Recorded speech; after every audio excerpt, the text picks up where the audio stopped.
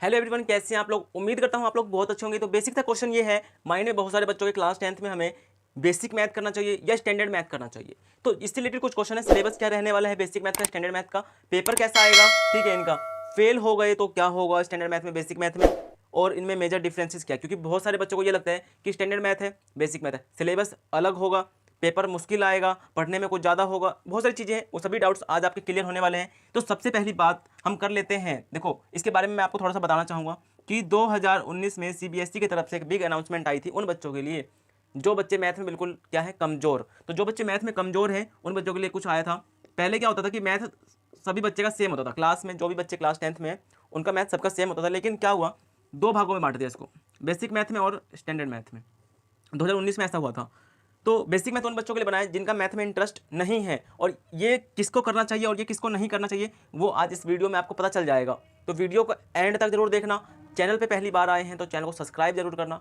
तो चलिए स्टार्ट करते हैं। देखो सबसे पहला क्वेश्चन आपका ये है कि सिलेबस क्या रहने वाला है। सिलेबस देखो मेरे भाई सुनो, 10th क्लास में बेसिक मैथ हो या स्टैंडर्ड मैथ हो, सिलेबस सबका सेम रहेगा। अब ये नहीं है कि स्टैंडर्ड मैथ है बच्चा, स्टैंडर्ड मैथ का बच्चा जो है वो कुछ ज़्यादा पढ़ेगा और बेसिक मैथ का बच्चा कुछ नहीं पढ़ेगा, ठीक है, थोड़ा सा पढ़ने के लिए 2-4 पेज पढ़ेगा बस, ऐसा नहीं है। उसको भी यही पढ़ना है जो इसको पढ़ना है। तो सेम सिलेबस रहने वाला है, सेम सिलेबस में कोई डिफरेंस नहीं है, ठीक है। उसके बाद पेपर कैसा आएगा, देखो अब बेसिक मैथ है, बेसिक सी बात है, तो इसका पेपर ईजी रहता है और इसका पेपर क्या रहता है, डिफिकल्ट।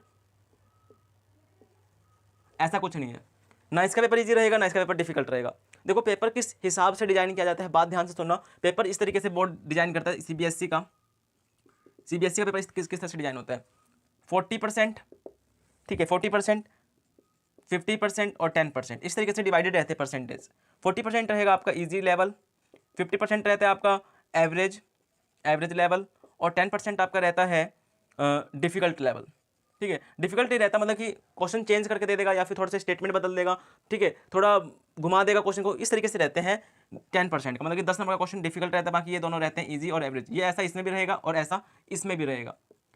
अब मेजर डिफरेंस क्या होने वाला है, तो बेसिक और स्टैंडर्ड में फ़र्क क्या है भाई, अब ध्यान सुनना फ़र्क क्या है। तो क्लास 10th में बहुत सारे चैप्टर्स हैं, तो उसमें कुछ रहते हैं हार्ड और कुछ रहते हैं ईजी। इसी तरीके से होता है हार्ड और इजी। देखो जो बच्चा बेसिक मैथ का है और जो बच्चा स्टैंडर्ड मैथ का है, अगर ये हार्ड चैप्टर जो है स्टैंडर्ड मैथ में 12 मार्क्स का होगा तो इजी वाला 6 मार्क्स का होगा, या फिर मैं एग्जांपल ले रहा हूँ कितने मार्क्स का भी हो सकता है, लेकिन याद रखना ये इस तरीके से रहता है। और बेसिक मैथ में क्या होगा, उल्टा, बेसिक मैथ में उल्टा, जो चैप्टर हार्ड रहता है ना उसको कर देंगे कम नंबर का, और जो इजी चैप्टर रहता है उसको कर देंगे ज़्यादा नंबर का, ठीक है। तो इससे क्या होता है, पेपर उनका बन जाता है थोड़ा सा इजी, किसके मुकाबले, स्टैंडर्ड मैथ के मुकाबले, ठीक है।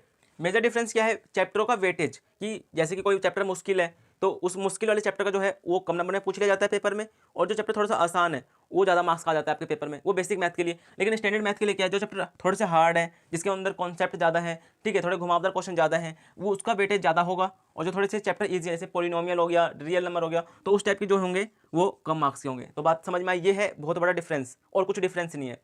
आपके कौन कौन से डाउट क्लियर हो गए, किस सिलेबस को लेकर डाउट क्लियर हुआ, पेपर कैसा आएगा वो डाउट क्लियर हो गया। अब अगला डाउट ये है, मेजर डिफरेंस भी क्लियर हो गया आपको। अब फेल हो गए तो क्या करेंगे, ध्यान देना, फेल हो गए तो क्या करेंगे। बाई चांस यहाँ पे दो पेपर है, बेसिक मैथ का और स्टैंडर्ड मैथ का।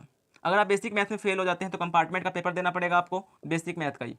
लेकिन आप स्टैंडर्ड मैथ में फेल हो जाते हैं तो आपको कंपार्टमेंट का पेपर देने के लिए दो ऑप्शन दिया जाएगा, आप स्टैंडर्ड मैथ का पेपर दोगे या बेसिक मैथ का पेपर दोगे। तो ये चीज़ आपको इसमें मिल जाता है स्टैंडर्ड मैथ में ऑप्शन, ठीक है। तो ये कंपार्टमेंट पेपर हो जाते हैं। अब लास्ट क्वेश्चन ये है कि हमें क्या करना चाहिए क्लास 10th में, बेसिक मैथ ले या स्टैंडर्ड मैथ ले। इतना चीज़ें आपको देख के समझ में आ गया हो कि हमें क्या करना है, बेसिक या स्टैंडर्ड। अगर आपको है 11th क्लास में और 12th क्लास में मैथ नहीं लेना, मतलब कि आप चाहते हैं कि मेरे को मैथ करना ही नहीं है, बस 10th तक मैथ ऊब गया हूँ मैथ से, या मेरे को मैथ करने में मन नहीं लगता, तो वो बेसिक मैथ ले लेना। क्योंकि रूल कुछ ऐसा है कि अगर आपने 10th क्लास में बेसिक मैथ ले लिया तो चाह कर भी आप 11th क्लास 12th क्लास में मैथ नहीं ले पाओगे। और स्टैंडर्ड मैथ उन बच्चों को लेना चाहिए जैसे कि जो बच्चा 11th क्लास में चाहता है कि कॉमर्स विद मैथ लेना, आर्ट्स विद मैथ लेना, या फिर पीसीएम लेना चाहता है, फिजिक्स केमिस्ट्री मैथ, तो उस टाइप के बच्चे जो है वो स्टैंडर्ड मैथ कर लेना। क्योंकि स्टैंडर्ड मैथ करने से ये होगा आप 11th क्लास में मैथ को ले पाएंगे, क्योंकि बेसिक मैथ वाले बच्चों के पास ऐसा ऑप्शन कुछ नहीं है, रूल ही कुछ इस हिसाब से बना दिया गया है, ठीक है। उम्मीद करता हूँ आपको चीज़ें समझ में आई होगी कि आपको क्या चीज़ करना है, बेसिक मैथ करना है या स्टैंडर्ड मैथ करना है, आप कौन सा मैथ लेना चाहते हो, स्टैंडर्ड या बेसिक, ये मुझे कमेंट बॉक्स में बताना। और अगर आपको कोई डाउट अगर अभी भी बाकी है तो वो भी मुझे कमेंट बॉक्स में बताओ, जिससे मैं उस डाउट को जल्दी से जल्दी आपको क्लियर कर सकूँ।